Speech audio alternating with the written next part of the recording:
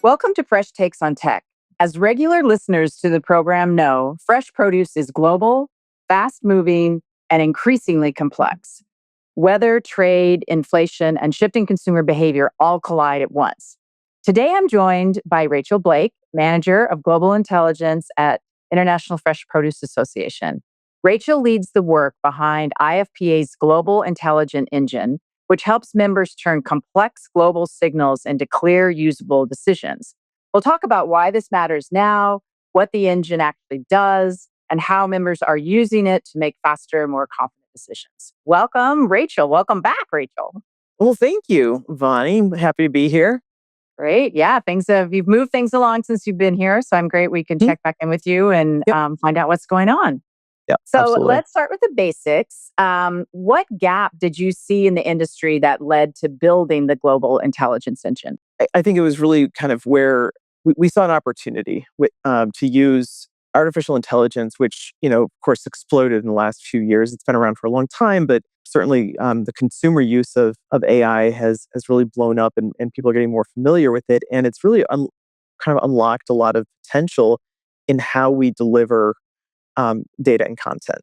And that's what our team does for the industry and for our membership at IFPA is really kind of determine what the research and data needs are for our members and deliver in a way that helps them, make business decisions. And AI, we realized, had the potential to really customize those outputs in a way that individual member companies and even individuals within companies to get exactly what they needed out of our data and research. So why is this important right now for produce and floral? In a lot of ways, we would have always loved to have this ability, right? Exactly. We get data, we do research, and we write reports, we do webinars, we do speaking engagements and that kind of thing, and we try to kind of meet the needs of our general audience, right? But we can't, it's so hard to meet individual needs in a way that AI allows us to do. It's really just a big unlock for us because of that. But also, data is power, no matter what way you look at it. And especially right now, where we're kind of in this inflection point in our history, where things are changing so dramatically, so quickly in terms of global trade, in terms of consumer trends, how things move around. That companies need that data more than ever, and so we're really excited that we can, deliver that in a way that is really impactful for individual business needs. And one of the things I'm seeing in just going around the industry and being part of conversations in all parts of the supply chain is just this connection, like you said, with things are changing so fast. And so if people who are planting can have information about the weather and transportation routes and what retailers and consumers want, like you said, it really allows them to make much better decisions. And that predictability, I think, is something that, we would have always liked to have had it, but it's really important now because things are moving so fast. We certainly have a lot of technology that's come into the industry. We have a lot of new ideas coming into the industry, but kind of there's this kind of shared history of where we've been and how we've done things for a long time, and kind of guiding people towards what's happening next is something that is a challenge. Is a challenge for us, and it's a challenge for the industry. So there might still be people sitting there going, "What is she talking about?" So, in one sentence, what is the Global Intelligent Engine? And when members hear that, what should they picture, and kind of what is it? So the Global Intelligence Engine at its core is an AI-enabled platform, much like ChatGPT or Claude or anything else you use right now, where you can go in and ask a question, right? But what's unique about this is that it's not going to give you the whole universe the way you would get from a ChatGPT, but it does deliver data-backed... Along with hallucinations. Yeah, right, exactly. But it does deliver data-backed current insights for fruits, vegetables, and floral products in a way that's highly curated by myself and our team, so that members and users can really rely on what the results say. Users can communicate it much the way they do with these other platforms that I've mentioned. What we have within the engine is where is what's truly powerful about it. We have US retail point of sale data from Circana, which we've always had, but can deliver in this new way that's really, really quite powerful, because you can ask anything about that data and get the answers that you need instead of going through charts or reports or anything like that. We also have consumer trends. Our team fielded an enormous survey back in at the end of 2024, and we just fielded one last month. So we have an update to this longitudinal data set, which goes up 7 major markets around the world and asks consumers just this huge list of questions about what impacts their decision to buy fresh fruits, vegetables, and floral. And so we have just this enormous body of information broken down by generation, broken down by region and countries that are, you know, heavy hitters in our industry. And that data set would honestly be too big to describe in an effective report to our members, but it's in our global intelligence engine, so you can ask anything about what's influencing consumer behavior right now and get really real answers that are powerful for you. You know, you could say like, you know, which generation is most likely to adopt packaging, and who should we be targeting for that? Or you know, should I go after organics in this new market, or should I stick with conventional, and why? And who should I be marketing it to?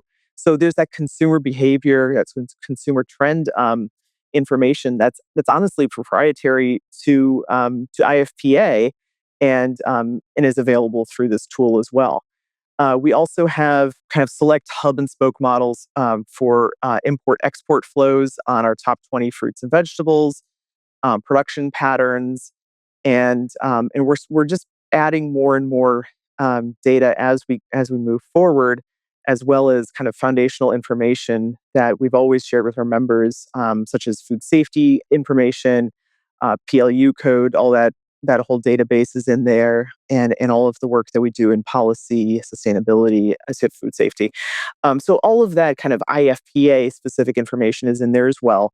But really, it's the data that is really proprietary and driving what's powerful about this. So it's our specific data that we've collected as IFPA, and The then consumer data is ours. We get our point of sale data from Circana, which we have with whom we've had a relationship for many years. Our members are very aware of the power of that data for the U.S. market, and we're working right now to kind of get data on in there for other markets as well for point of sale, because of course what's happening with retail sales is a major driver for our industry, and so that's a really important thing for us to nail down moving forward. so what makes the Global Intelligent Engine different from public dashboards or generic market reports? How is it better to use this than to just buy your own market report?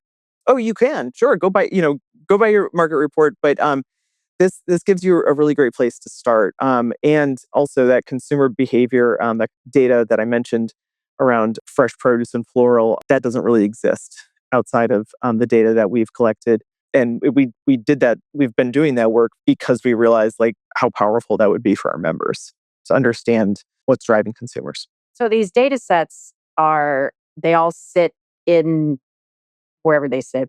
They sit there, Yeah. but they interact as well, right? So Sure. Yeah. it's able to like take some data from our specific consumer trends, and then if you are an avocado grower and you want to know how that applies to something that happens only to avocados, instead of going through like millions of reports or getting information that you don't know where that information came from and is Yeah. reliable, it can sift through all of that with reliable information Correct. that you know where it comes from and it's vetted. That's right. Yeah, yeah. So it's just, yeah, it's that reliability piece that's really important. I mean, sure, you can ask these questions of ChatGPT, you'll get something. You know, we have reliable and cited data in our platform that backs up the answers that you get back from this. So is this only available to members, or is it available to everyone, or how do we have Members. Yeah, members? yeah. It's a Member major value. major member value. That's right. Yep. So if you're a member and you log in, so do you need to log into the website, and then like how do you find it if you want? Yeah. So you log into the website and you just click on resources, and it's right there, Global Intelligence Engine. And you know, there's a window right there. It has a few kind of suggested questions, started if they don't know where to start. Or you can ask your data anything, and you can ask really complex things too, right? Like, what should I grow to really harness the buying power of Gen X, in this region of the U.S. Or I'm looking for an alternative market for my crop. I grow X, Y, and Z. Where should I look? And why? And kind of build out that business model, and it'll give it to you, right? And it's pretty powerful with what we've got in there. So we launched this at the show in October in Anaheim, and that was kind of the beginning of getting it out there. Since then, what are the top questions that members are trying to answer? It just must be, and we can't see who it is, right? So people Correct. they don't have to be afraid of what they ask, but we can see the questions they're asking. So, we yeah what kinds of things are people trying to answer? yeah. So and to be very clear, members cannot see what other members are are asking. That's Point. I just do an analysis. I kind of have an automated analysis of kind of monthly categories of what people are asking, to get general information back from that. Probably a third of folks are asking about retail and POS data, which is not a surprise. I'd say that before this, it was it was the majority of the questions that members would ask us individually was about what's happening at retail. It's hugely significant. So that's about a third. After that, asking about consumer and demographic insights. Again, we have that data broken down by age group. So, if you're trying to understand what the next generation is going to want, in terms of packaging, in terms of sustainability attributes, in terms of even types of fruits or vegetables or floral, those are questions that are being asked. Market sizing, market outlook, production, food safety, kind of here and there, asking about definitions of things or sustainability down the line. But again, not a huge surprise that POS is right up there. So we're really happy to have that. And we were really thrilled that Circana was willing to allow us to put that in our global intelligence engine, because that's such a strong driver of what our members are looking for. So we haven't been live for a year, but do you see trends in how things change seasonally just in the time that we've been live? Yeah, so we've been live since Global Show. It literally went live as soon as Kathy mentioned it on stage. So And we since were all then, holding our breath. I remember yeah, I that. know, it was like, works, right? Yeah. Um, no, it worked great. It was great. It was fantastic. We have a That great was that tech moment. team. Yeah, yeah, yeah. I wasn't worried. Um, but yeah, so certainly, in November and December, you get a lot of questions about what holiday impact has on sales trends, that kind of thing. And then in January, people start wanting to know what to look out for moving forward. So a lot more of kind of what's the future of these categories? What should I be looking at moving forward? So more predictive stuff. Honestly, it reflects the questions that our members always ask us. And our experience with our members on the global intelligence team really helped us craft how the model works in terms of how it interprets questions and how it answers members, because we've done that. Like, we've gotten questions from members over the years. We know what they ask and when, and we know how like to have their information structured. So we kind of built that in a little bit, and we're still learning. So if anybody's listening and has feedback, please let me know. I'd love to know. Yeah. We Okay. know this is an ongoing process. It's new technology, and the capabilities of it are getting more and more Keep impressive growing. as we Yeah. move on. We're starting to get into a phase where we're working with our partners to integrate web scraping of trusted sources of information to kind of enhance the body of knowledge and context that underlies the data that we put into it. So there's as the technology progresses, we're trying to stay ahead of that and improve it as we go. So when you look at the different types of member companies, what are some of the types of companies that are using the engine in real life? A lot of it would be growers, retailers, And then this has been really popular with marketers, right? Either within some of those companies or marketers, or marketing community that has their own businesses within the industry. And a lot of that's because of that consumer trend data that we have. Again, it's unique, and so it's pretty powerful. So who within these companies, like what roles are is it the marketing people? Is it the researchers? Is it the admin? Like who do you know? I don't know that.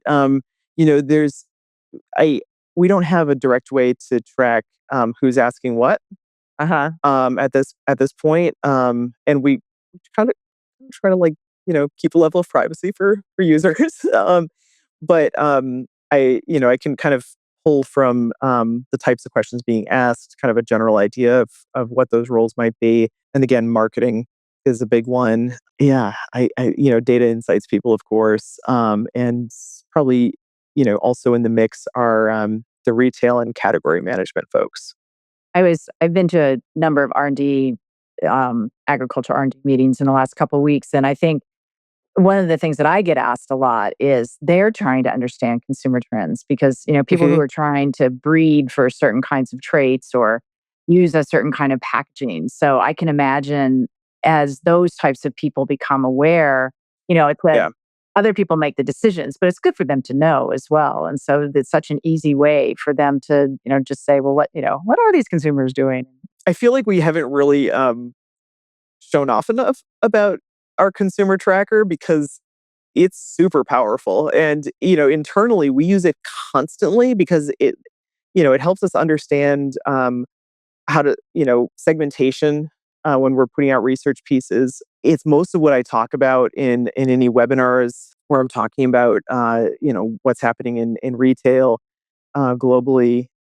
It's all about the consumer, right? And we have this huge body of information about consumers, and especially now that we're about to release that second wave of that study, we can track trends now too. And so I feel like we should maybe be like up on a mountaintop, kind of like shouting this out, like, please, you wanted to know about consumers, it's right here. And I think that we haven't quite done that effectively yet, but it's so powerful. Well, And this is your this is my mountaintopper. mountaintop. Thank you so much, Vonnie. I'm really excited about that. But it's so powerful, and it's so easy to access with AI, right? Like, I mean, you can ask the most like specific question. Everybody knows this, right? You go to ChatGPT and you ask the most specific question, and it'll give you an answer, right? Well, so does this, except you can trust it. And and it's for that whole data set. It's incredible. Who's buying what kind of flowers, and when and why, and do they care about organic? The answer is not really. But uh, organic really only applies to produce still. Oops. It's so powerful. And then it'll also show you, like, as these companies globalize, what's your next market? What does that look like? How does that differ from where you already are? Listen, we've got US, we've got, let's see, we've got Mexico, we've got a couple countries in East Asia and Europe. You can compare these major markets. If you don't even know how to, like, who to market to in these new places, that you want to sell your products into, well, here's a great place to start, you know? Yeah, And you don't definitely. have to ask, a third party to come in and consultant to come in and tell you this information. We've got it right there. And it just gets you that next step in your business planning, right? You've talked a lot about trustworthiness, both in trusting the data and then also the protection that we give people. But is there anything else to say about why this is trustworthy and how we're protecting people? So one of the things that we get asked a lot about is who can see what I'm putting in here, in terms of questions asked, because a lot of companies don't necessarily want other companies to know what they're asking about, right? It's a lot of information about what you're thinking about and where you're planning to expand, or like what markets what demographics you're trying to go after, or what new crops you're trying to grow, all that kind of information. We're not trying to tell each other what's going on here. So none of that information that you ask, like none of the questions you ask, are going into the body of knowledge that the model retains, right? It doesn't teach the model what to do. So you can be from Walmart and give it, your your plans for the next 5 years, and it's not going to inform that model. So somebody can else go in and be like, what are they planning? That's not going to happen. We were very specific, not going to happen. And honestly, like we have a whole security document that's like 25 pages long. If anybody really wants to get into the nitty gritty of how secure this is, but security was really important to us because our reputation, the reputation of our members, is at stake, and we wanted to be really careful about that. Yeah, I think that's one of the benefits of using a service like this through IFPA is because we have the trust of our members, and there Hmm. is that trustworthiness that if you were using some third party, our reputation as an organization is at stake. So, Hmm. Yeah, like I said, we absolutely. take it really seriously. Yeah. To clarify the point that I just remembered, the 7 countries that we do have the global consumer tracker in, the U.S., Australia, Brazil, China, Germany, UK, and South Korea. So, as we start to wrap up, what's next? Like, what new bells and whistles are you looking Yeah. at, and what new technology might come in, and what can we expect to see? So we've been adding all of our foundational information that we've produced that is still relevant to it now. So if you need a question that you would have normally kind of gone through our website to find a report on, that should be in there within the next few weeks. I also mentioned that we're kind of starting to explore web scraping and which websites we trust to be scraped for data to again build context into the model. For the data people out there, the AI people out there that are listening, we use multiple models support the global intelligence engine. We including Anthropic and OpenAI in different ways to kind of receive the questions, figure out the answers, and then answer it. So, but we don't use all of the information that those models have. We have it pretty restricted in terms of kind of trustworthy the information is that underlies those models. So, as we move into this kind of next stage of what information we want to integrate into that, we're being very careful and specific about which sources are good, right, and relevant to our industry. And so that's kind of what we're doing next. And a lot of that is around we wanted to include more information to give our members easy access to policy and regulations globally. Instead of having to go to all these international bodies and kind of dig through their websites, we want to be able to get that information to folks in a more accessible way through the global intelligence engine. So that's a big project that I'm working on now with the team. And That would be great around yeah, packaging. I don't know if you're already looking at that, but I am always confused and looking at all the packaging regulations. And so it'd right, be exactly, great to exactly. go in and have a source. Yeah, I was making a slide the other day and it's Yep. like, has this changed? Is this, relevant? And so that's Mhm. that's really great. Yeah, yeah, absolutely. So that's one thing we're working on right now, and of course, adding more point of sale data to back it up because that's super relevant. But for obvious reasons, it takes a lot of trust to work with us on this. As a data provider, our partners are sometimes hesitant, right? Because if they can come to us, if members can come to us and get anything they want, we're taking away customers from them. But also, how secure is the system? Is the real Uh-huh. question that the data providers want to know. And again, that's why we partnered with the company we did to produce this because they are so concerned about security. As a last question, how Mhm. can members help shape where it goes next? Like if people want certain things or they have opinions that Yeah, both through their actions of being on the engine, then also maybe working with you directly. my email address is right at the bottom of that page that the Global Yeah. Intelligence Engine is on. And tell me what you think. I have a lot of members that have come to me and said, "Hey, can you give us a demo for my whole team?" Great. Um, and it's been really helpful because there's information in there that different parts of the organization find more helpful than others, and so the whole team comes and they say, "Well, can I ask about this?" And I kind of point. I try to understand what they're looking for, and then I kind of point them to what types of questions they can ask and what's more applicable to them. So happy to do that for folks. And I just invite people to kind of try it out and then again, give me feedback. If you're getting stuck on something, that's something we've got to work on. the technology has changed so quickly. Even since we started this project January 2025. So from the demos that I was starting to like build out then to what's possible now is massive, and so we're trying to keep up, and we're trying to stay ahead of the curve in terms of how we are thinking about AI as a tool. Excellent. Well, I think it's a good place to stop. I will plan to have you on in another 6 months because Okay. I think Okay. things are happening so quickly, and just to keep Yeah. people kind of updated. So I think we Hmm. should have you, just give Yeah. updates because it's so exciting and such a great value to members. So thanks for Absolutely. Yeah. the work that you do and for talking about it and being on the mountaintop. Use the data. Yeah. It's great. All right. All right. Thanks, Rachel. Thank you.